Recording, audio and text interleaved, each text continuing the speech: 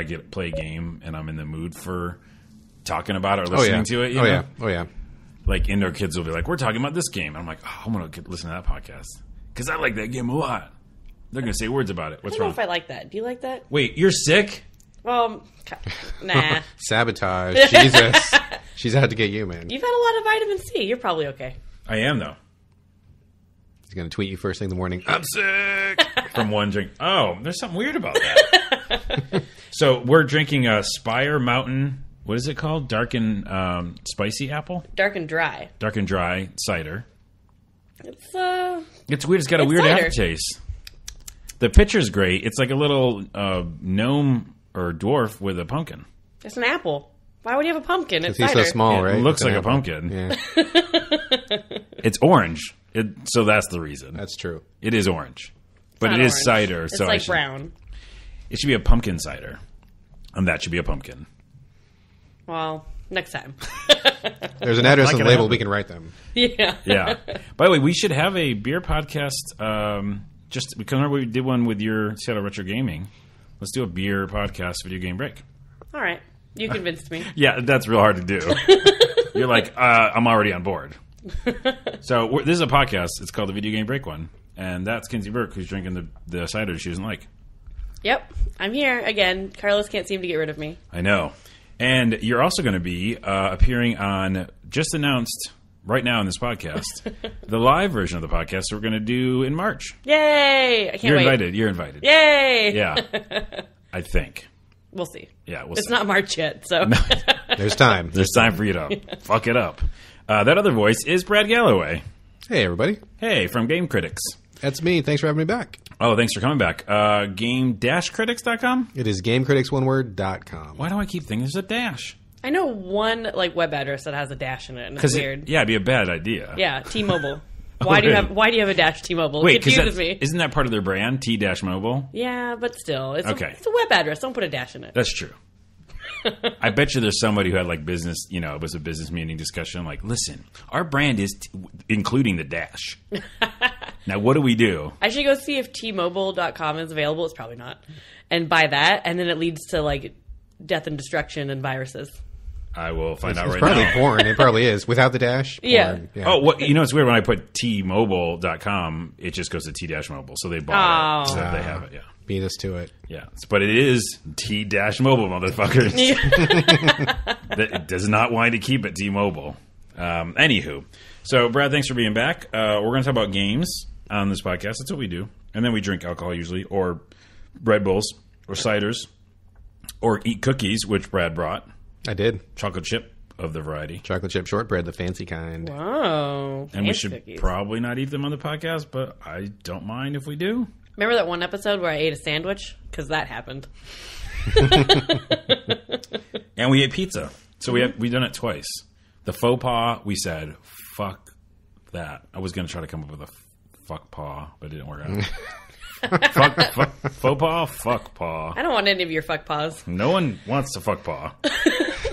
Should we discover? Maybe they do? I know. Should we go Some down people that would road? be into fuck paws, I think. Yeah. That's probably Yeah. very true. Is that the name of this podcast? Can I do that on iTunes? You're like, do I need to check explicit? Yeah. Fuck Paw Podcast. Oh, well, welcome to the Fuck Paw Podcast. I don't know what that means. I've been playing a lot of actually, before we start my Dying Light thing, which we're going to talk about in this podcast, Escape from Dead Island was something we mentioned when you were on last. Yeah, that's right. And we were both like, I was kind of apologists for it. We're like, oh, it's not that bad. Like, everyone's like giving it 1s and 2s and crazy numbers. And then I played it, and it is pretty bad. But if you just low expectations it's like fine. You're like running around, third person, killing zombies. Totally. There's definitely like huge glaring problems, and it's a clunky, semi-finished game at times. But yeah, the thing is though, that's before I played Dying Light. Mm-hmm. And then I was like, oh crap, great zombie games are pretty amazing. So I think that in retrospect, it's still an okay game. But it's a little worse for wear now after playing something that's it was amazing. budged from the get-go. But would you say it was the worst game of your life? No. Not even close, right? No. Yeah, okay. That's kind of what I thought. For $30 or whatever, I thought it was pretty cool, and I thought the ending was a nice little head trip. Did you make it all the way? I didn't make it to the ending. Though. I'm so close. the end. I'm supposed to give it to Kinsey. The end was worth seeing. If you know, maybe not now because you got Dying Light, but if you ever get back to it, Well, I don't know if we mentioned this on the podcast, but it is like Silent Hill. That is a weird game. it's very mental trippy for sure. Yeah, because I'm not at the end, but I've already seen like weird ass shit happen. It has nothing to do with like zombies. It's like this weird mental journey. Totally, the main character going crazy is really the only reason to play that game is to watch his descent into madness. Yeah, and it really is. It takes place and like actually affects gameplay. Totally. So Totally. Escape from Dead Island's a weird ass game, and if it's on super sale, just pick it up. I mean, it's not the worst game in the world. I'll play it eventually. Carlos. I know. I had to finish it. So I'll give it to Kinsey. But yeah, Dying Light I've been playing since it came out. I've been looking forward to this for a while. I love the idea of parkour, Mirror's Edge with zombies. It's essentially Mirror's Edge and Dead Island together. I mean, that's it, with really good graphics. I actually, before I was coming here to my home, I was listening to the podcast that you guys were on, and someone was mentioning Dying Light, and I was like, oh, that's sad that person didn't enjoy it, because I think it's kind of amazing. Graphically, it's just beautiful. It's really beautiful. Really yeah. beautiful. The lighting and everything. There's not a lot of things you can affect in the game. You know, there's not like physics or really like that, besides the zombies falling over. But it doesn't need that. It's just kind of, you just take in the environments. Right, and you right. run around in them. Totally. Now, before we get into this too deep, did you ever play Dead Island, the first one? Mm-hmm. Did you like it? Mm-hmm. Okay, I loved it. I thought it was a really great game. I know it launched really buggy and had a lot of problems, but once it was patched, I thought it was a great game, and I feel like it's a real shame that people kind of wrote it off without really giving it a shot. And so I feel like some of that has bled into Dying Light. Interesting, yeah. I noticed a lot of reviewers were kind of crapping all over it before it really got its legs out there, and it's like, this is a beautiful game. It's beautiful. It's really fun. I think if you like the parkour, I think the open world is really... It makes sense in this particular game. Some games I feel like it's kind of a weird fit, but this one makes sense to me. Yeah, and Dead Island, I mean, obviously they suffered from that trailer. The trailer was so crazy amazing, and the game was not that. But it's almost like if we didn't have that trailer, we'd have been like, oh, it's a pretty good zombie game. Probably so, You know? yeah. They expected a little bit more than it could deliver, for sure. Yeah. So, and Kinsey, you played Dead Island a bunch. Obviously, you were working with the Deep Silvers. Yeah, I played it. Yeah. It's pretty fun. It's fun. Well, Dying Light is more than fun. And what's interesting about it, and I think I just wanted to make sure that this was represented in a review, is that it's real cool that it's in Haran, this fictitious kind of city in Iraq, I believe. Or Middle East somewhere. Yeah. I was surprised, man. I started playing it. I didn't realize it was set in the Middle East, and like just about every character is Middle Eastern. Yep. And they're just like regular people. People. Just regular people living their life. It's my favorite part of this game and not being talked about. Yeah, like, well, they're just... People from the Middle East are regular people? Weird, people. right? My mind have just been kind of blown, yeah. Well, that's what I'm saying. Like, there's so many, the Call of Duties of the world and everything. Like, okay, here's the enemies, and they happen to be from this area. No, they're regular. There's regular people everywhere. Yeah. So it was so cool to see that represented in this game, and I just felt like I got dropped in. There's weird political stuff and stuff going on in that game, but I felt like it was more about the humans and the stories they had to tell. Yeah, absolutely. I mean, if you spend time in the tower, which is kind of your headquarters, there's like a lot of ambient conversation you can listen to, and the people that talk there, they seem like real people who like have these concerns. I mean, zombies is happening, but at the same time, like one guy's looking out for his family, and another guy is like, really worried about what's going to happen, and it's really cool to talk to all of them. I mean, it's really nice. Do you remember that guy? Did you meet that guy who wanted to get out of the city, and he's like, just go get me a gun? Yeah. That was how one that of the plays guys. out. I actually didn't finish that quest Okay. yet, so that's why I'm working on that one. I cannot find that guy a gun. I'm looking all over the place. I can't find a gun. When you do the map, you do the quest, then you hit the box button on to show it. Yeah, show on map. You didn't see it there. It doesn't tell you exactly where to find a gun. He just says just find him one. And so I'm looking. I'll get to it eventually. Okay, it's in a little shed, and there's a guy who you'll see there's a dead person. I'll get there. But, I'll get there. Anyways, that plays out really interesting. And what also isn't really being represented, I don't think, is the main storyline's okay. There's a lot of stuff that has been done before, but the little side stories are really cool. And I don't think that people are doing a lot of them because they want to get through the game. Those are some of the best parts. I think the side quests are really interesting. They have you doing some different things and meeting some interesting characters. And the writing is, I think, a lot better than people give it credit for. I mean, I hear a lot of people say, "Oh God, the story's so terrible." It's not like Faulkner. It's not like Shakespeare, but it's like it's pretty good. I think it's pretty good. And some of the characters are pretty nice. For sure. I really do enjoy it, and I think one of the things that I'm really having fun with is that if you really take the time to immerse yourself in that game, it's really easy to get sucked into it. Like if you kind of put the story and stuff aside and just imagine, what if this was me on the city with all these zombies. Like, and you can really get into that really easily. Like, you can plot your way through the city. You can like look for different alternate routes. I mean, there's always like 3 or 4 ways to get to a place if you want to get to it. And so if you like use your head and you just pretend to be there, it really works well. I mean, you can really immerse yourself. And the parkour is really fun, man. Like, I just tweeted a picture recently of this sign, like a billboard thing, and I was like, playing this game makes me want to like jump over that. Like, I was like, what could I do? But don't do that, Carl. No, I won't. I didn't. Someone said, you need to work out more before you do that. Which is true. I mean, I would have hurt myself.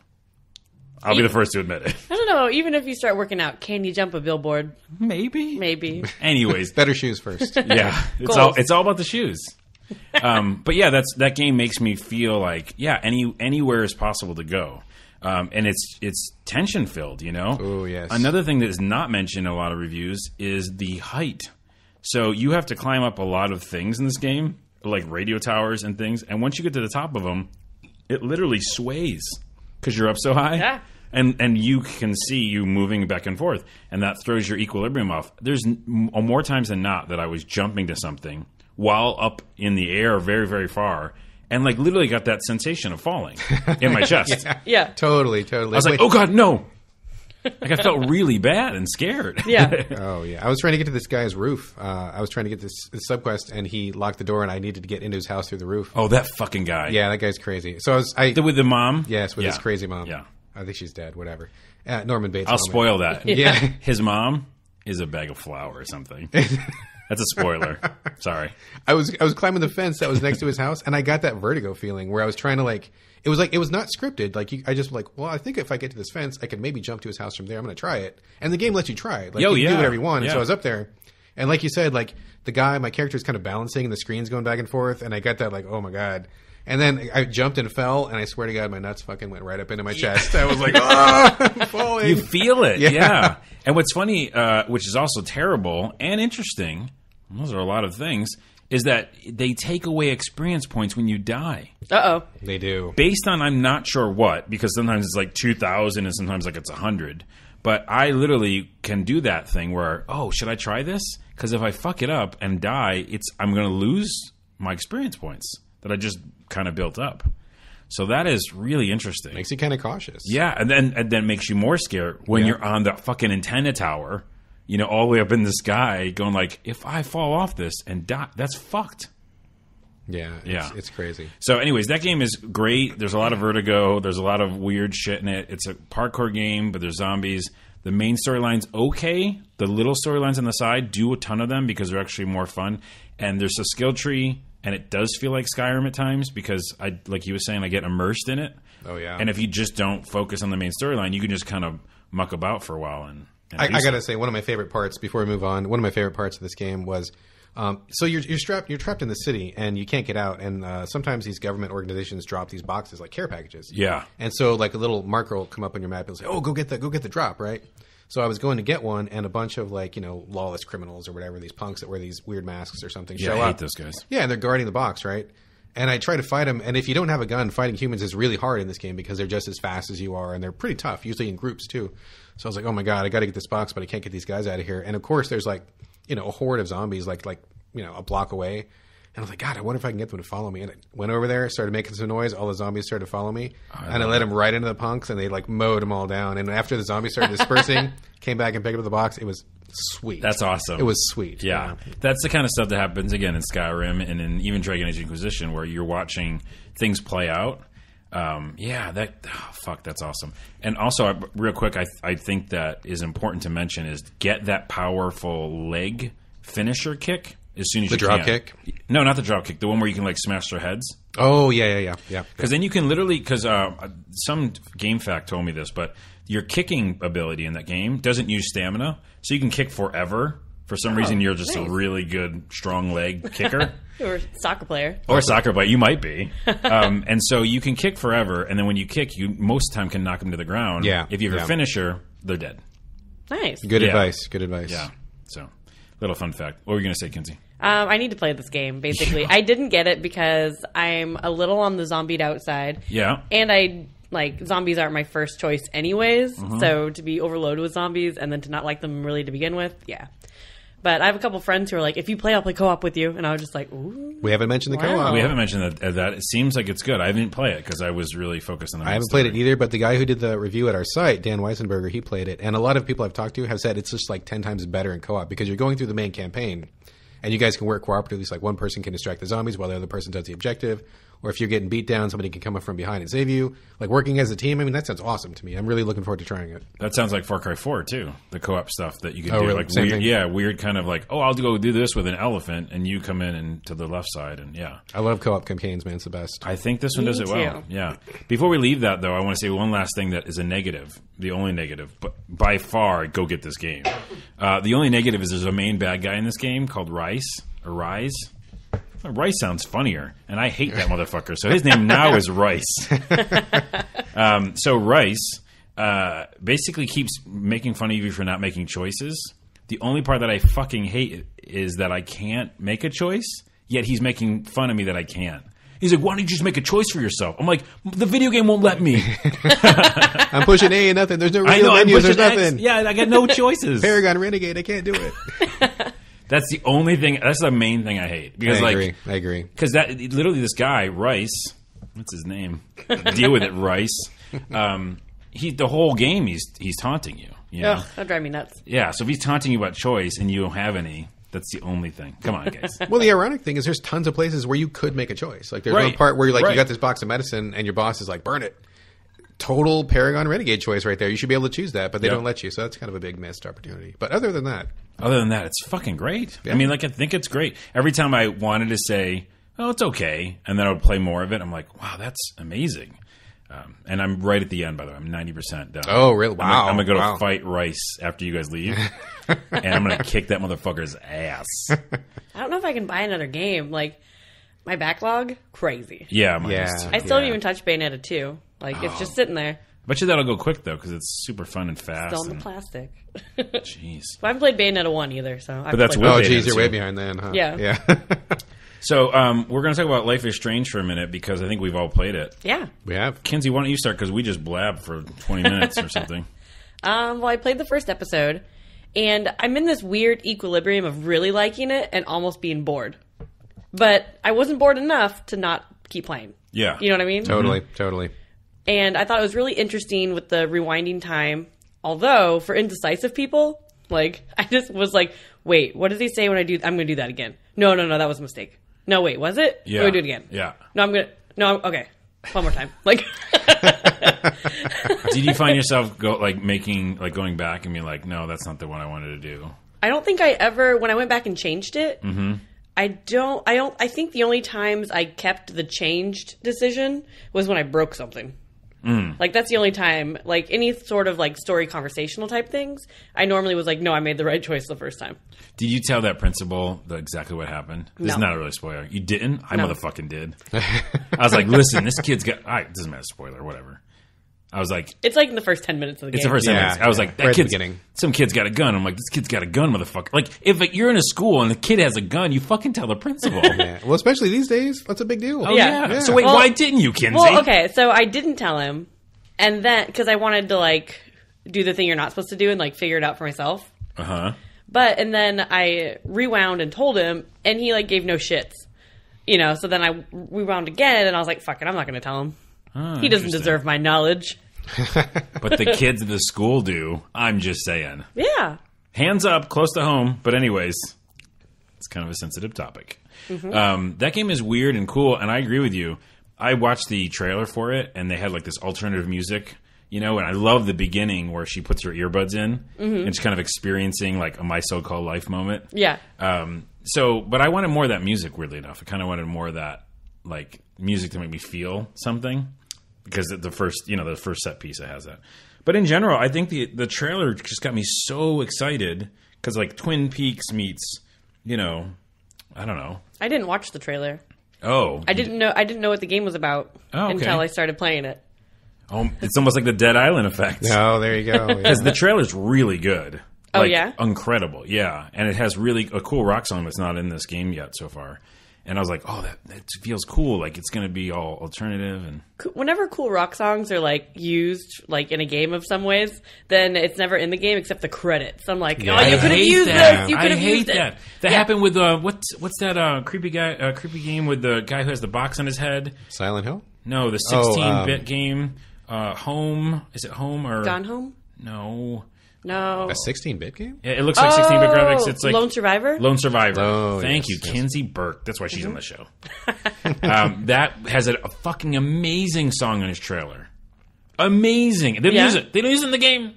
Is it on the credits? Maybe it's at the very end because I haven't beat it. But so far, it hasn't been in the game. It's tough to make it through that game, though, honestly. That's a tough game. Yeah, it's tough. So, in general, I think I agree with you the fact that it's cool, but then sometimes I'm bored. Yeah. Because it was kind of like, not that I don't want an episodic game to be like 2.5 hours ish, but I don't know, like, because like Dragon Age, I would sit down and play for like 5 hours, be gone. Yeah, you know? Yeah. But something about that, I was like, couldn't this like put a little bit in the second episode? Yeah. Well, for me, it was like, I mean, she's a cool character because, I mean, for those that don't know, she's like 18 and she's like a normal girl, except for she has this time rewind power. But other than that, she's like, she's not like a badass Marine or she's not a typical game character. And I thought it was really cool. But you don't really get to know her that well in the beginning, and then you almost immediately get launched into this like murder mystery about this girl that you don't even know who she is, and you're supposed to care about why she's missing. It's like they kind of push you into it too fast, and I would have rather like gotten to know people a little bit more, give me more reason to care about the character. Yeah, but they kind of get the ball rolling too fast, and and some of the situations to me were kind of weird because if you're actually role playing, I mean, this game seems really realistic. It's not very fantasy. I mean, it seems like it's just a regular high school or whatever. I mean, to me, it's like I wouldn't be doing some of the things that they want you to do because it seems to kind of break the reality of the game. Yeah. Like they want you to do these actions where, I mean, if it was me, I'd be like, I wouldn't do that. Like I was trying to think of like, what would I do? Like what would Brad do if Brad was there? Yeah. And it's like, I wouldn't do any of these things. I would be like, keep to myself and I would be quiet and I wouldn't talk to anybody. And it kind of breaks the reality a little bit that they want you to do all these extra things. And I don't know if you guys noticed, but at the end of the episode, they kind of do that telltale thing where it's like these people chose this choice, and these people did these things so it's like it's broken up into two parts. The first part is the major story choices, no problem. Everybody has to make those.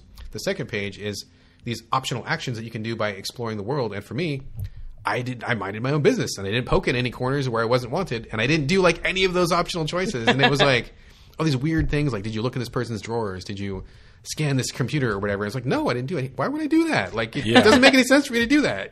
I only did those when like the other character wasn't in the room because it was weird. Like when that girl's like sitting on her bed, you can like go through her trash. But would you do that? No, I would look at some things. I'd be like, oh, I know that's a pregnancy test, Yeah, but did you pick it up and like look at it? I didn't either. I'm like, why would I do that? I wouldn't. Why would you pick it up? Well, it's like mixing the idea of like every other video game where you look at everything. Yeah. And trying to put that together with that. And that doesn't necessarily... Because here's the thing. Go one way and stick with it. If you're going more realistically, you're saying, then you wouldn't do that, right? Yeah. Although, that being said, Gone Home is only that. Right? Gone Home, you're like looking through everything. But that's your own house, though, right? I mean, you got more of a motivation. Your own family's gone. These are like strangers. I don't know these people. You're like in a college dorm, going into somebody else's room, looking in their garbage. Like, what? Who does that? Which, again, is Link and / every other RPG ever. Yeah. Totally. He's like, I'm going to go through everybody's stuff and get potions. It's like you could look at... I don't know. I just thought it was weird to like, do you want to open this person's drawer? She's sitting right there. I was pretty sure she'd say something to me. Totally. Well, they don't do that. That's the thing. They don't... I don't know. I didn't open the drawer. Yeah. I didn't either, and I didn't think they would. I didn't finish the episode yet, by the way. But I got basically to that point where I was like, well, I could go play Dying Light. And it sucks. I love that trailer, and it's interesting. So... Bottom line, I definitely think people should still play it because it's cool and it's interesting. And I bought the season pass, so... Oh, you did? So you're in. I'm going to play it. You're in, yeah. And it's cool, the backwards time mechanic. I think maybe what I don't like or I'm a little disappointed in the fact that it's not as complex as I thought it might be. In story and in gameplay even. But yeah, not yet. Maybe episode 2 is amazing. Yeah. So is it bad that part of me is like, hey, if that other girl comes back, she's going to take my best friend away, who I just got back. At least you felt something. I was kind of like pretty indifferent either way. So. That's something. Because a group of 3 friends rarely works out well. Yeah, agreed. All that stuff is... With the exception of the 3 Musketeers. Nice. Or 3 Amigos. Yeah, fuck those guys, because they ruined it for everybody. And 3 Amigos.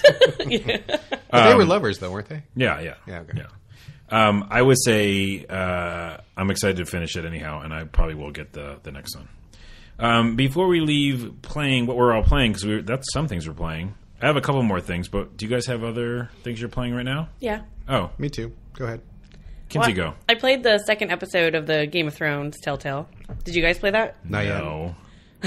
I know Carlos won't play it. He doesn't like Game of Thrones. I haven't seen Game of Thrones, so I have no opinion. I have it, but I'm like, well, I should probably watch the show first. Watch the Vikings instead. Oh, yeah, because you want to get better. through season 3. I heard it starts like halfway through, so that's why I didn't start it. So I'm like, I'll hold off. I'll play it like in 2 years. Yeah, that's part of the reason I took so long to play the first episode, because I was like, well, if I'm going to play the game, I got to get through season 3. So here's the I'm going to give you a something I heard from the internet, and then you tell me if this is true or not. All right. Because I'm never going to play this. I only use the internet for cats. I don't know what you're talking about. There's other things. We'll take your word for it. Man. Yeah. The Game of Thrones TV show is basically, it sounds like this game is you're playing the TV show. Like you happen to be at all the events in the TV show. Like you're at the Red Wedding. You don't know no spoilers, but that's a thing that happens. Well, you're sort of there. Right, but you're around these set pieces that happen in the TV show. That's what the internet said. So what do you think of that? Well, so I'm only through season 3 of Game of Thrones. So, and this takes place right at the end of season 3. Okay. So I don't know if it like goes on its own timeline from this point. It sounds like it doesn't. But I've never seen season 4. Okay. So I don't know. I mean, the Red Wedding is in the game. Like that's where it opens. Yeah. But okay, because people, because the biggest thing and the biggest knock on just in general, like IP, like movie, TV stuff that are games in the past was like, oh, I don't want to play what I just saw. Right. You know, I'd rather play a new experience, like The Walking Dead does so well. Yeah. That touches the main storyline. But I think in the Game of Thrones, granted, I haven't seen season 4, so I might be shooting myself in the foot, but it seems like they created a new house for the game. Yeah, those people I've heard are not in the show. So those people, none of those people are. Yeah. And you kind of follow House Forrester. So, I mean, some of those events couldn't happen in the show because Right. But if it's along the lines too close to it, then it becomes like, well, are we doing anything new? Are we exploring anything new? You know what I mean? Well, so far it's new to me. Yeah.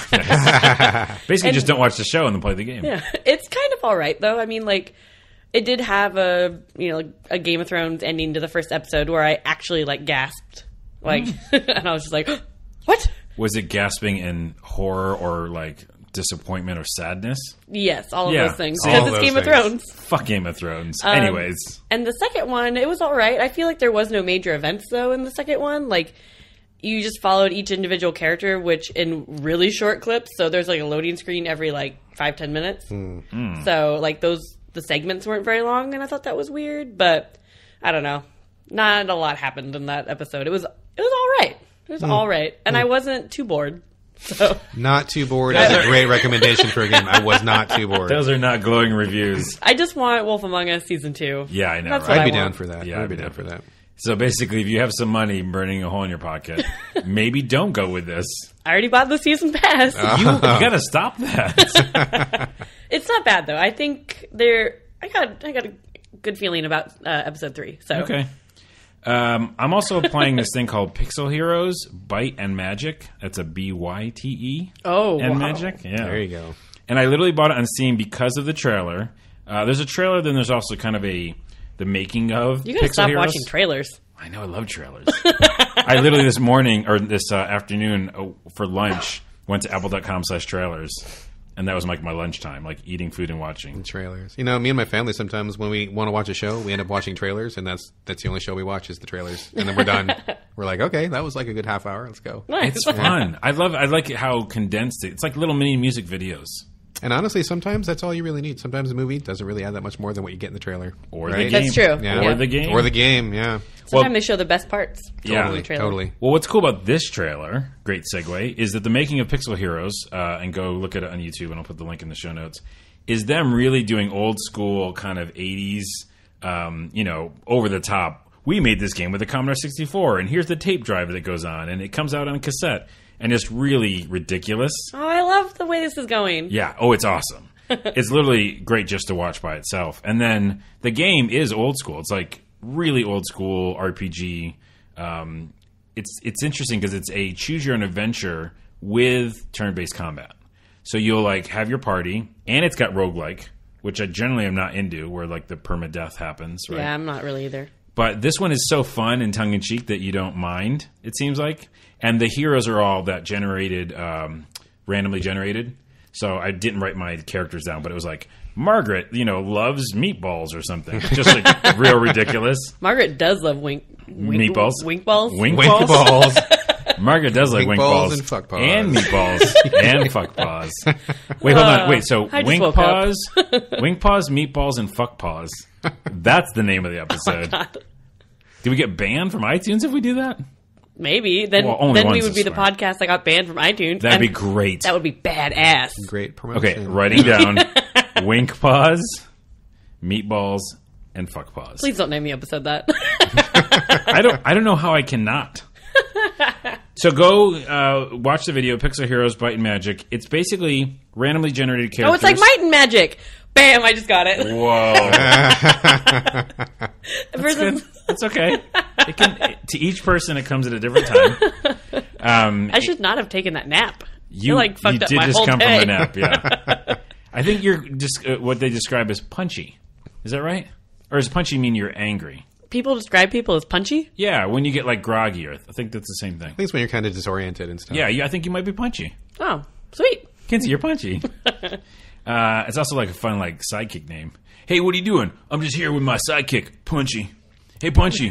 Just chilling with Punchy? Yeah. Chilling with Punchy's a good name for the show. There you go. I think I'm Punchy now.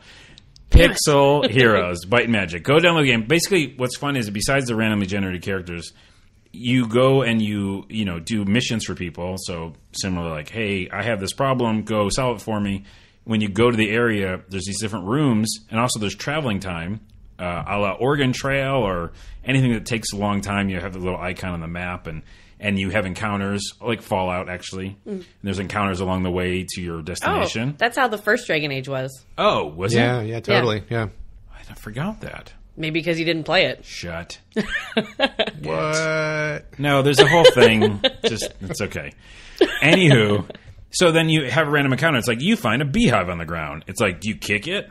Do you always kick a beehive? Attack the bees? Do you leave it or do you jump over it? It's like all these different things. So it's a choose your own adventure with a turn-based combat game. This game's awesome. I would like to jump over the beehive. I think, yeah. Can't you walk around? How big is this path? How big is this beehive? The beehive's pretty big. So one of them is like you just meet some guy in the field and he's like, "Hey, I made some dwarf beer. You want some?" I'm like, "Yeah." Yeah, random dude in a field. Yeah, Why random not? dude in a field. Why not? Well, he was like, it's a long lineage of beers that we make. It's called Tall Dwarf. It's based on these dwarfs that were actually tall, like regular sized people. So I drank the dwarf beer, and it was really good. Nice. Pixel Heroes, anywho. Excellent. Well, can I give a quick shout out to one last thing? Do one more thing. I would just want to give a quick shout out to Monster Hunter 4 Unlimited, which I'm currently playing right now. If you follow me on Twitter, you know it's all I've been talking about for like a month. I got review copy really early. That is 3DS? 3DS only. I got to say that's the only bad thing about the game is I think it really deserves to be like on an HD system because it's really cool and there's a lot to it. It's super, super deep and it's pretty much the best one they've done so far and I've played a lot. I think series-wide I probably have more than 1,000 hours into the series. Whoa. So it's a lot of time, but it's been really great. I really like it a lot. It runs perfectly on the 3DS, although it is kind of crying out for better graphics. But, I mean, if you have never been into Monster Hunter, this is the perfect place. It's more accessible. It's a little bit easier. It's more welcoming. It's kind of... I don't want to say it's MMO-like because I don't think that it is, but people don't really understand what it is because it's really kind of its own thing. You basically pick a character, you pick a weapon. All the weapons are super different, and they handle completely differently. So, for example, if you pick a greatsword, which is like what I use... handles totally night and day different than any of the other weapons. Like there's like a lance, there's like bow guns that you can use, and so like each weapon is basically its own game. I mean, you have to learn totally different tactics. And you go and you kill a bunch of really big ass monsters, and when you kill them, you make a bunch of really cool armor out of their guts and their skin and their teeth and their bones, and you just look really cool. And it's action? It's action pure RPG? action, yeah. It's really action, and you can. It has really true online for the first time. So if you have a 3DS, you can play with people in Europe or North America, anywhere, which is a great big first step for the series. And when you say you play with them, how do you play with them? You get a group of 4 people together, and you just go and you all fight the monster together in real time. So it's like World of Warcraft or any MMO kind of functionality. Kind of, except for like it's all just totally like action. Like you actually have to be good at the game. I mean, there's no like cooldown weapons or right, that. Like it's like you got to really kind of be good. Just the co-op part of it, yeah, not the actual action part. Well, because I actually have never done one damn Monster Hunter and have been very interested, but I never have. This is the one. This is the place. This is the time. This is you. Whoa, that seems really heavy duty, but I think I'm going to do it now. I tried so hard to like Monster Hunter. I think even you, Brad, like tried to convince me. Yeah, I offered tutorials, man. Yeah, and like I couldn't do it. What did you try it on? Which was your one that you tried it on? Wii U.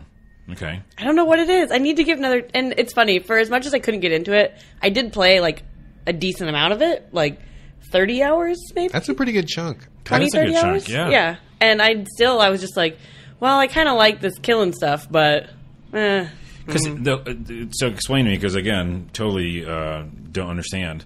After you kill things, you were saying you craft things from that stuff. Yeah, you kill whatever monster, and then you carve pieces off of them, and you take it back to the blacksmith. And each monster has different, buffs or resistances. And if you make a full set, sometimes it grants you like a special power that monster would have. Like you kill this giant spider that can put you to sleep, and when you make the armor, then you're like resistant to sleep, so you don't get put to sleep by other monsters and stuff like that. But I gotta say, it's really, really deep. It's probably one of the biggest games ever on 3DS. I can't believe they got it to run on the system.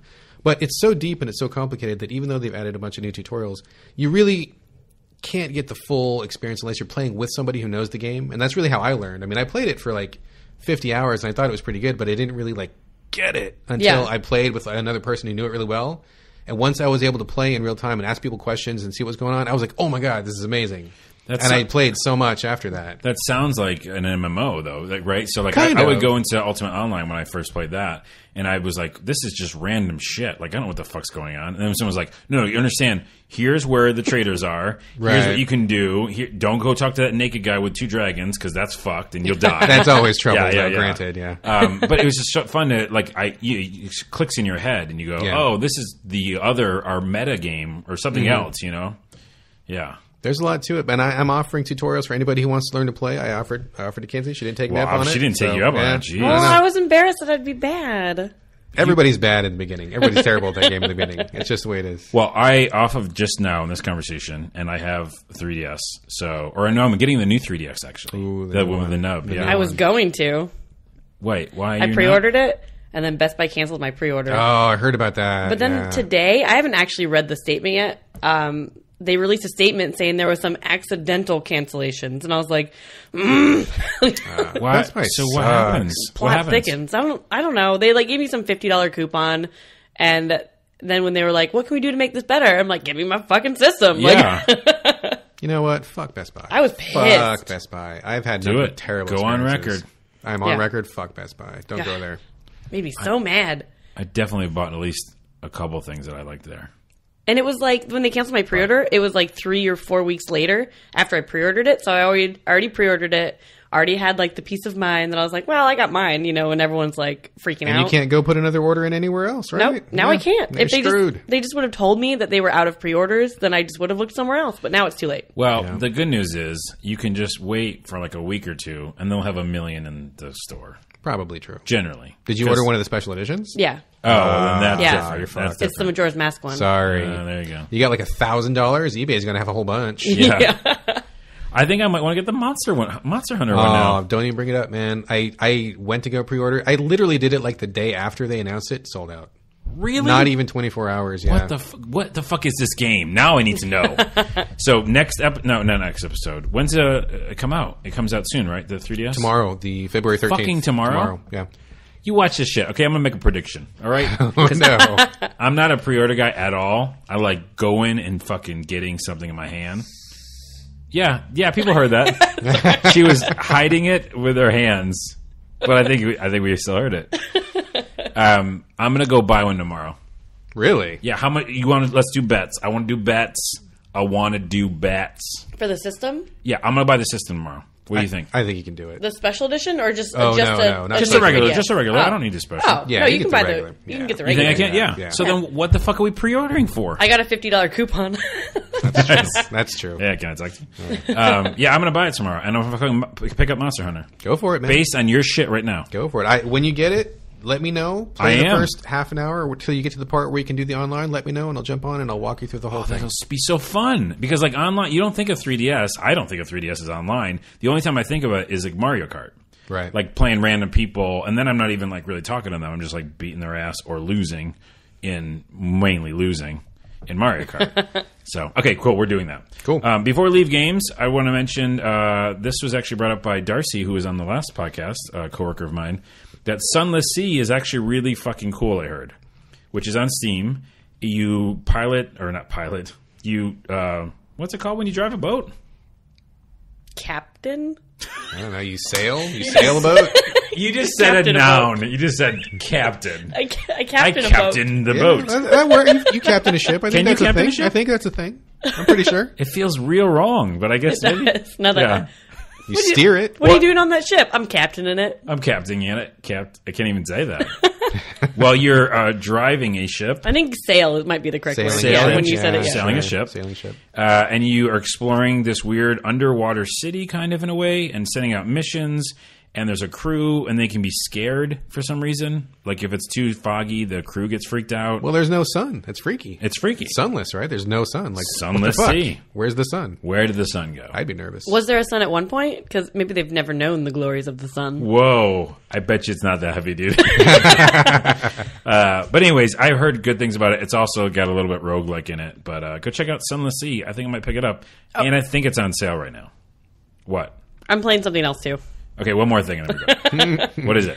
Grim Fandango Remastered. Yeah. There's a lot of people that probably haven't played it ever. I haven't played it ever. Yeah. Oh, I played it back in the day. I didn't. She's I didn't. young. You weren't I don't born. know what to say. You were not born at that time. We were both in college before you were born. Just kidding. I was like, that's not true at all. No. No, I was busy playing console games when that came out. I didn't really play PC games ever. So what do you think of it, though? I like it. It's very old adventure game and very, like, almost unintuitive, where I'm like, oh, you mean I have to go put those things on that? Oh, all right. Like, I have been, like, defaulting to a walkthrough a lot because I want to get through it. Best way to play that game with a walkthrough. Because it's not bad. Like, I was talking to someone and they're just like, doesn't that take the fun out of it? And I'm like, no, it takes the frustration out of it when I don't know what I'm supposed to do next, but I can still enjoy the story while using a walkthrough. Yeah. Totally. I think one of those ones was Maniac Mansion for me. Was one of the ones where I didn't mind that I didn't know what I was doing because it was just so crazy and abstract. Yeah. That it was okay. But some of them, yeah, you just get like, well, I just want to know what the next part is. Yeah. But it's been fun. I mean, I'm really enjoying the story. I'm already in year 3 of 4, so... Right cool. on. Right on. I remember playing it being really super frustrated. I like the characters, I like the story, but like you, I was like, I can't figure this shit out. So. Yeah, I couldn't. My mind does not operate that way. Yeah, it's nuts. But yeah, FAQ, go for it. And what's funny is that because now that we have so many games where we have that kind of agency and we have this kind of like, oh, well, I'm going to do it this way. Like back then, it was like, no, you have to do this with that in that. You have to pick up that turkey baster, or you can't continue with this game. Yeah. Well, check out Grim Fandango. It's out on the internet. Yeah. The Steams and everything, right? It's on everything? I think... Game Boy Color? I have it on PS4. Yeah, I want to play Grim Fandango on the Game Boy Boy Color. The Virtual Boy. I'm going to refresh my drink, and we'll be back with some news.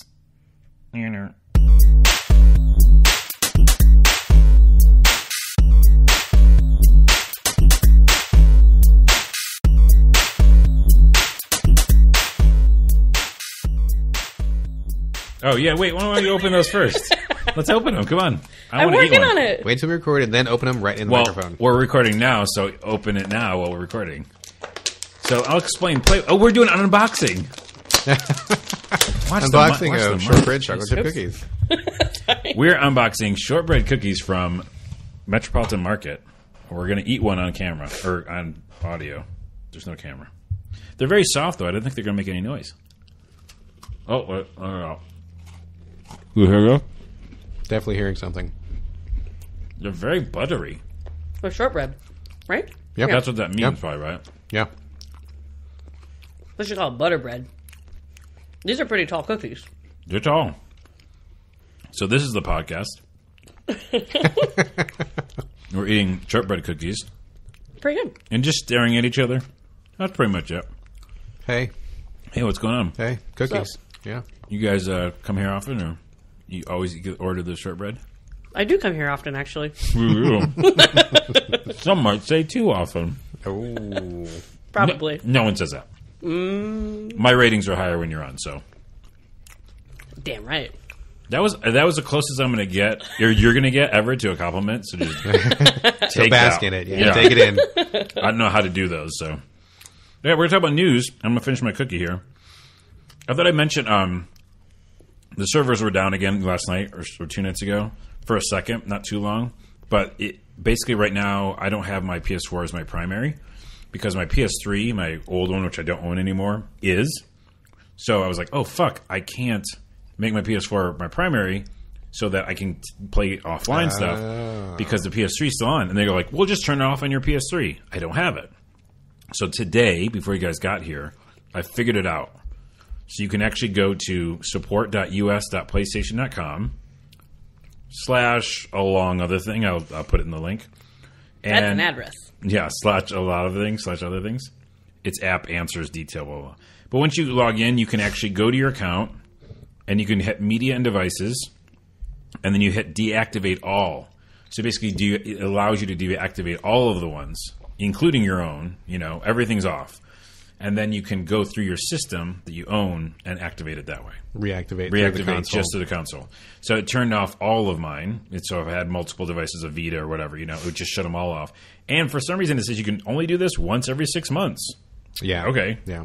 But it worked. So now Nice. my PS4 is officially, if the servers go down, I'm not fucked. Because I think it allows me to play it offline. Should. Nice. Yay. Congratulations.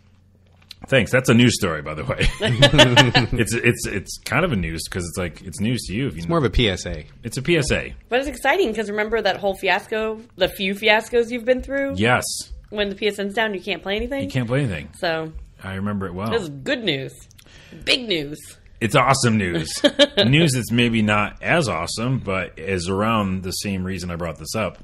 Because there's a story I found, which was PSN sub-accounts can finally be upgraded to master accounts, and your games will follow. Do you guys know what that means or care? I know what it means, but I'm not sure why I care. I mean, is that maybe I could imagine maybe my son having a sub-account and then he grows up and he somehow wants to take his PSN name with him? I mean, it seems very, very niche. Here's what they say. Starting today, PlayStation Network users will gain the ability to upgrade a sub-account to a master account. Do I have a sub-account? Do you? I don't know. Are you the main person? Is that your system? Yeah. So I think you're already That's probably a master. Probably they're already master account, yeah. There's another underlying innuendo here. It's hard not to talk about it. Master sub, come on. I don't know what you're talking about. Some BDSM 50 Shades stuff? Yeah, I mean, come on. It's popular topics. It is. I did read an article on 50 Shades today. Wait, that's a website? No, like the movie. Oh, There I was thought you people meant talking bad 50 about Shades the of- movie, so I Yeah. read the article. That's the only article I read today. I think I read that same article. Yeah. All I read about it, which I didn't read about it, I heard someone say is that, and I don't know why we're talking about it, but I just thought I'd mention this, is someone said it's supposed to be so, risque and crazy, and that the main dude, I guess this is in the book or the movie, I don't know. One of the main dudes who's like the, Dom, he's like, every time the girl does something, he's like, oh, whoa, she's going with it. He's excited every time she decides to. I don't know. I'm out of my league. I don't know. I mean, what I heard about it was that if you are into BDSM, then the book is really boring because I guess it's really, really tame. Maybe that's what I meant. And I've heard that also from another perspective, it's really kind of portrayed more of on the rapey side and not really the healthy, positive side. Oh, well, that's not good at all. Yeah. So kind of a lose-lose on that book. From what I heard. I haven't read it, but that's what I heard. I haven't read it either. Well, none of us will. And don't go see the movie. I don't know. I'm just saying. And the trailer was PSA bad. number 2. Speaking of trailers, it's bad. Oh, I never saw it. There's just no chemistry between the characters. It was kind of dumb. I don't know. I heard the actors hate each other. I heard that was the thing. Oh, that's not Could have good. been obvious. And then I watched it in Lego. Better. Yeah. Everything's better in Lego. Yeah. By the way, if you want to watch a movie like that, just watch The Secretary. With I like The Secretary. Maggie Gyllenhaal, which is an amazing actress. I heard that was great. I heard that was good. It's really good. It's fun, interesting. It's got a little weirdness in it, and BDSM, but like in a good weird movie way, not in a like we're just gonna. It feels like they're just capitalizing on something. Like ooh, you know, I don't know. It's like it's a novelty. Yeah, novelty. Stop talking about it now. It was just there, and I had to go with it. So, anyways, you can do that. I guess that's a thing. You can upgrade your master account or sub account to a master account. So I don't know when your kids grow up, keep that in your back pocket, keep right? Keep it in your back pocket. The next story is Valve is going to show the latest Steam Machine devices at GDC. Because I think we were all talking about we thought that would happen, and now it's officially announced. My question to you two is: do we still care?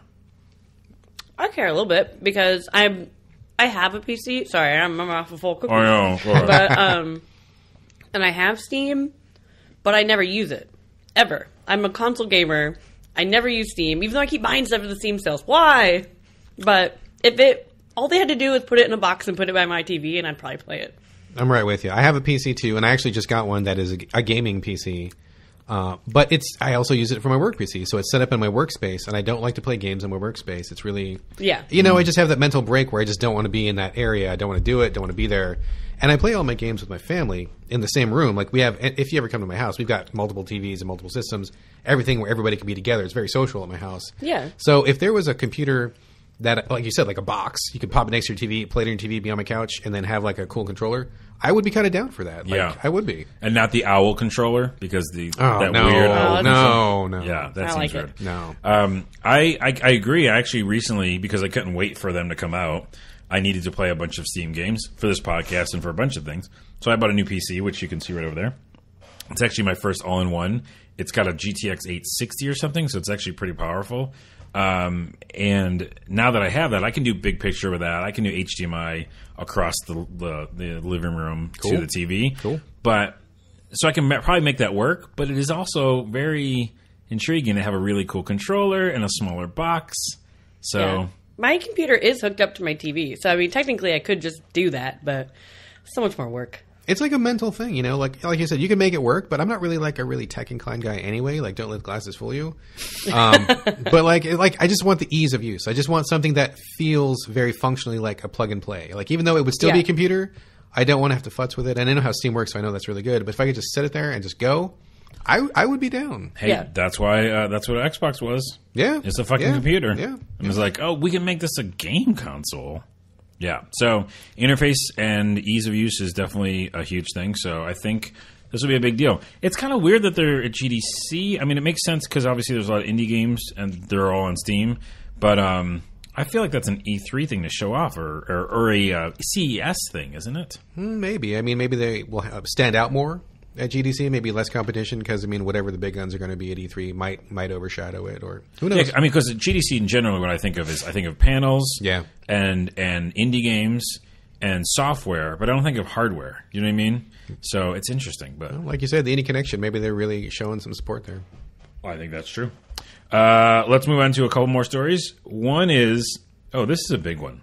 This might be kind of what we'd spend the rest of the time on. If you guys don't know, Nintendo recently had this weird thing where they're like, if you make videos on YouTube about our games, we're going to make a whole new system where you can basically have a partner program and join up and put your videos on our partner program, and then we're going to take some of your money from the ad revenue. So I'm trying to see where the win part of that is.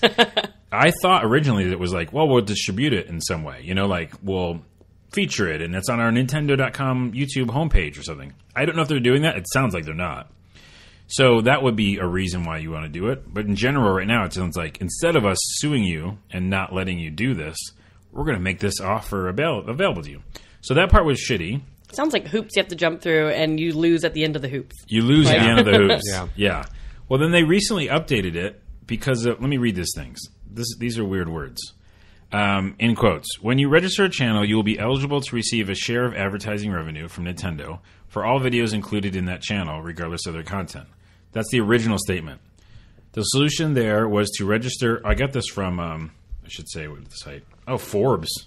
Forbes.com I got this from. An expert on Nintendo. Yeah. The solution there was to register each video individually if you didn't want Nintendo owning your entire channel. So basically when you registered your channel, they would get ad revenue on everything there. Yeah, even I if heard like that. we just uploaded me and you, all three of us just talking, they can't do that. So then they wised up and they were like, "Oh shit, we can't do that, Right. because we don't own that stuff." So now the next solution is we are only able to register channels that contain game titles specified on the list of supported games. Already supported game list is not good. And if you have already submitted your channel for registration and it includes videos that contain games outside of the list, which is all I'm sure happening, please remove those videos from your channel within 2 weeks of the submission date. So basically, your channel's fucked. You can't have non-Nintendo stuff on it. Most of my YouTube videos have been Nintendo. So then you're safe, actually. If it's on the supported list. Oh, I haven't looked at this list. I Yeah. don't think I want to because I'd be like, it's not. Like, Apparently, certain games, like, you can't cover those if you want to be part of the program. And I'm sure that if you cover games and you're not part of the program, then you are open to a lawsuit. So, Yeah. I mean, it's like Nintendo totally dropping like their iron hand on top of this whole thing. I mean, I guess, there's an argument to be made saying that you're profiting, potentially, hopefully profiting by making videos based off someone else's IP. So I kind of see where they would want like a stake in that. But at the same time, this is totally not like a modern day how this industry is going. They're really coming at it with the wrong attitude, I think. Yeah. Yeah. We're at Big Fish, which comes into this podcast a lot now because I do a lot of work there.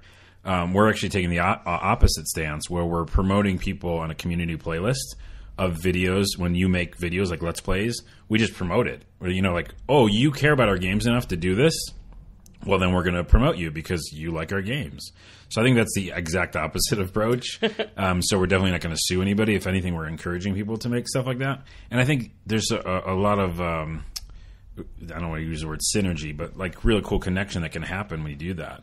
Because these people have their own following. These people are, obviously are passionate about your games and about games in general. So why wouldn't you want to, support them? Well, totally. And even, in PR circles, I mean, PR people are hardcore reaching out to the YouTubers and streamers right now, big time. I mean, it used to be only games journalists. But now, when I get emails, it's like the usual game journalists like myself or whatever. And then like a whole bunch of like YouTubers and stuff. Like they are a force. And it's like any smart marketing person is going to reach out to those people. And like you said, support them because they are getting the message out for you for free, or like at the cost of a copy of your game, which is nothing basically. Yeah. I mean, why would you want to hammer that down? Like Nintendo is crazy. And you know what's crazy? Because most of you listening to this podcast probably feel this way. If someone gives you a game for free, you're like, fuck yeah, I'll talk about it. You just gave me something for free. A lot of people don't realize, and a lot of people being even myself, who have like money to buy games. Like when I see something on PS4, I just realized it the other night. I was like, I'm just going to buy it. Like I just hit the button and buy it. I don't even think about it. That I never used to have that, and definitely was poor a lot. And then B, there's other people that are in that scenario where they're like, well, $60 is a fucking big deal. Right. This next 3 months or 5 months or this year, who knows, right?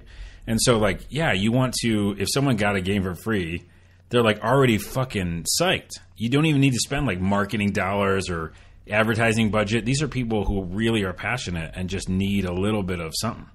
Yeah. Absolutely. Yeah. By the way, that reminded me, I was in Dying Light and stuck somewhere, and I went to a Let's Play, and this is adorable. I was like, there's these meteorite, it's not a spoiler, there's these little meteorite things you have to find. It's a weird side story. And so I can't find him, and so I go to Let's Play, and the kid playing, adorable. He's like, just talking to himself, maybe like 100 people watched it. He's like, yeah, I really like this game. And he's doing the thing that I want him to do, so I can see how he did it. But he's just like wandering because he's talking. Right. This game's really good, and it's like $60, but, I'm really trying to play it for a long time to get all my money's worth. And like, it's cool for that because there's side missions, and I'm feeling like I might be able to play this for like a long time. Yeah. It was adorable. Yeah. He's like trying to get every single minute out of this game. Some people do that. Yeah, for sure. That's why I didn't pick up Dying Light, actually, is because I'm like, it's $60 and it's zombies, so what if I don't like it? Totally. Oh, yeah. It's like, I got a good job, but man, you know what? I got a family. I got kids. I pay child support. $60 is like a big fucking deal to me. Right, Yeah. right. I do not drop $60 on a game unless I know I'm going to fucking love it. I mean, I don't necessarily need to squeeze like 1,000 hours out of it, but Yeah. I'm not in the habit of like buy. It's like, no.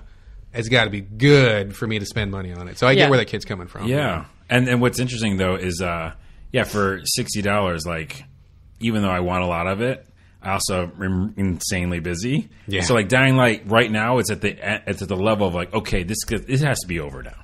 Like, Yeah. this has been really fun. I've done a lot of side missions, but now it's got to be over because, and also for this podcast and for different things I do. Totally. I can't just be spending. Yeah. So, but by the way, at the end of that Let's Play, I was like, okay, kid, you're adorable, but get to the fucking meteorites. Like, how do you do this thing?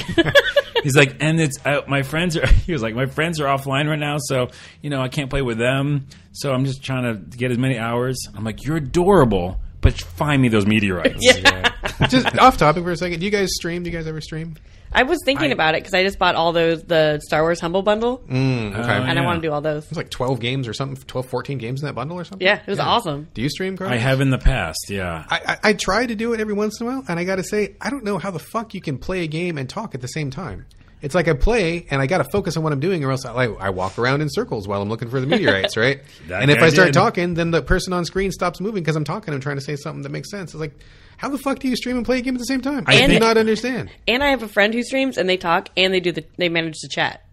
Yeah, I did. So How do you do that? Yeah, I did. I think it's certain people's brains. Like I can do that. Like last time I did. Oh man, what is that game? There's like a cartoon drawn game that you go to these little planets, and it's a downloadable game. Now I'm going to go down this road. So it's like Ratchet and Clank? No. It's like cartoon drawn character, and you're trying to like figure out what it means to be a robot. Oh, it was like I know what you're talking about. It's the one. It was from Sony, right? Yeah. Yeah, it was Doki Doki. Not Doki Doki Panic is the No. Doki Doki Chocobo? Universe. Doki Universe. Doki Universe. Oh. Yeah. So I'm playing that. And I streamed that, and I was playing it, and I think that if the game is passive enough, it helps too. But I was definitely had the chat up, the Twitch streams chat. I was talking with them in my mic, so I didn't have to type anything. But I definitely was looking at their questions and then also playing it and just describing it. Part of it's your brain being that way, and the other thing is that I've done enough video that when you host things, that's just what your brain does. That it's like I understand that this ship needs to be moving, but then we also can take questions and figure things out. So I think it's a skill.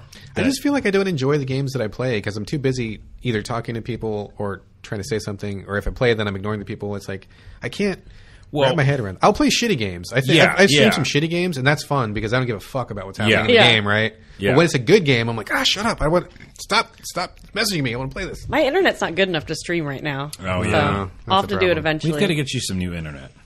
Yeah. How are we going to do that? There's a company called Comcast. Oh god. I pay for like the fastest stream.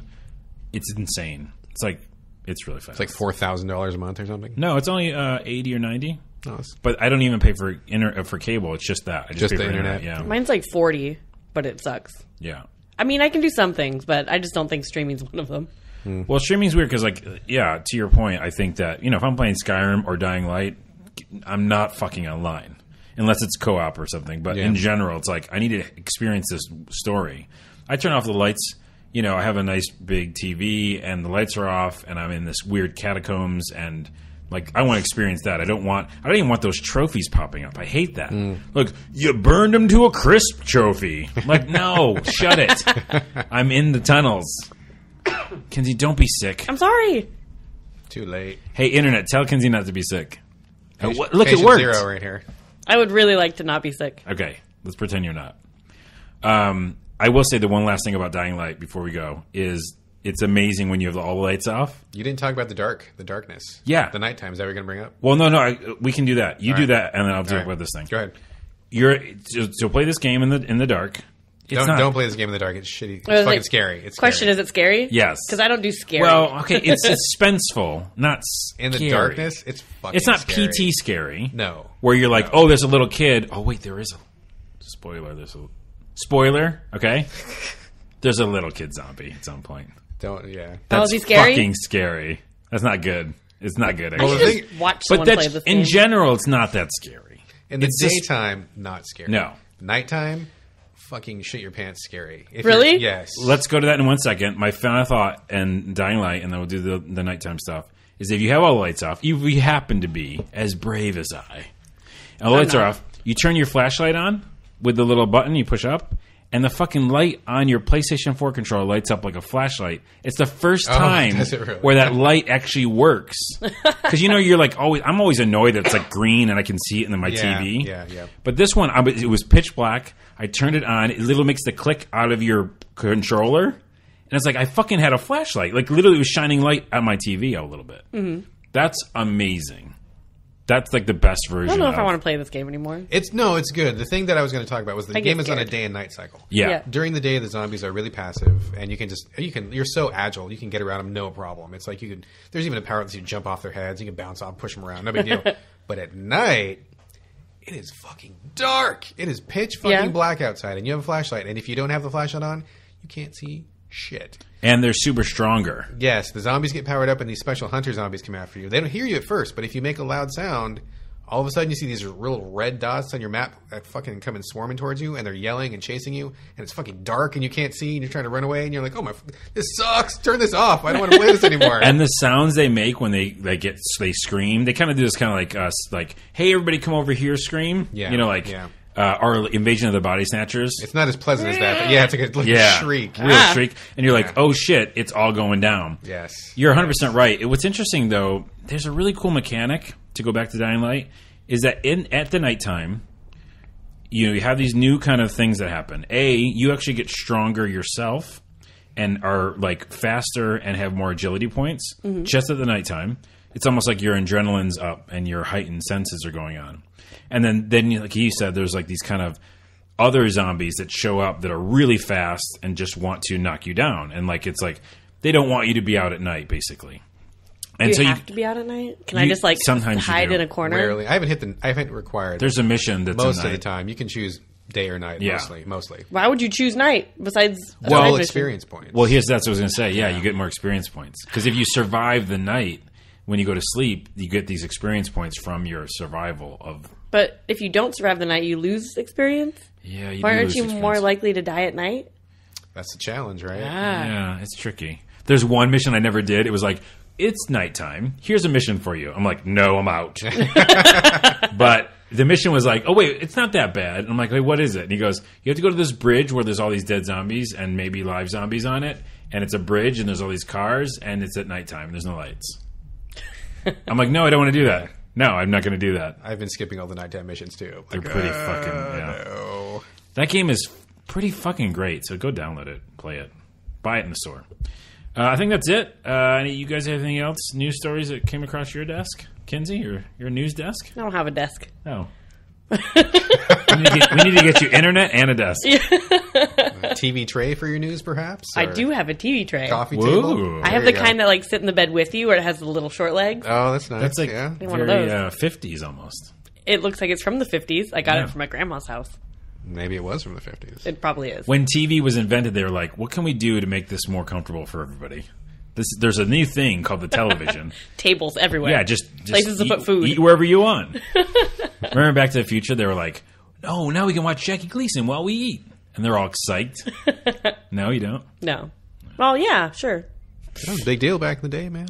It was like we're all going to watch television together. What's funny is that I actually love that. Like it was kind of very kind of warm. They're like, "Hey, we're all going to have dinner together and watch our favorite show." I did that in the 90s. Wait, what do you mean? Watch TV with my whole family and eat Oh, dinner. yeah. Oh, sure. Yeah. Yeah. That's a thing that doesn't happen probably as much anymore. I do that these days. Do you? Yeah, for sure. Not every night, but do you like eat and watch the TV at the same time? most of the time, we try to have like a really proper dinner where we sit down, we all just talk to each other, and just no distractions. But when there's something really good on, we're like, yeah, let's get the TV trays out. We'll all be on the couch and just watch That the show sounds and eat at the same fun. time. It is fun. Yeah, Can I come over and do that? 'Cause sure. Yeah, I'd like to be part of that. yeah. Don't be sick and come on over. I won't. All right, cool. Well, thanks for listening, guys. You should check out the facebook.com/video game break page because we're going to have more info on the live show that will happen in March. And I think it's the second week of March. If you're in Seattle, please come out. We're going to just try to pack that room. It's the Jewel Box Theater at the Rendezvous. We don't know specifically what day, but I think I'm shooting for a Sunday, but we'll see. So check that for more information, and also our website, videogamebreak.net. Kinsey's on the internet at... I'm on the internet on Twitter at Kinzilla, Kinzilla, and I'm also occasionally on the YouTubes, Metal Jesus Rocks on YouTube. YouTube.com/MetalJesusRocks. That's probably more right. Yep, that's more So right. Mm-hmm. I'm there occasionally as well. And occasionally you post on our Facebook page. Occasionally, when Carlos tells me to. Yeah, I'm like, hey, Kinsey, come on, do it. So, you haven't done it for a while.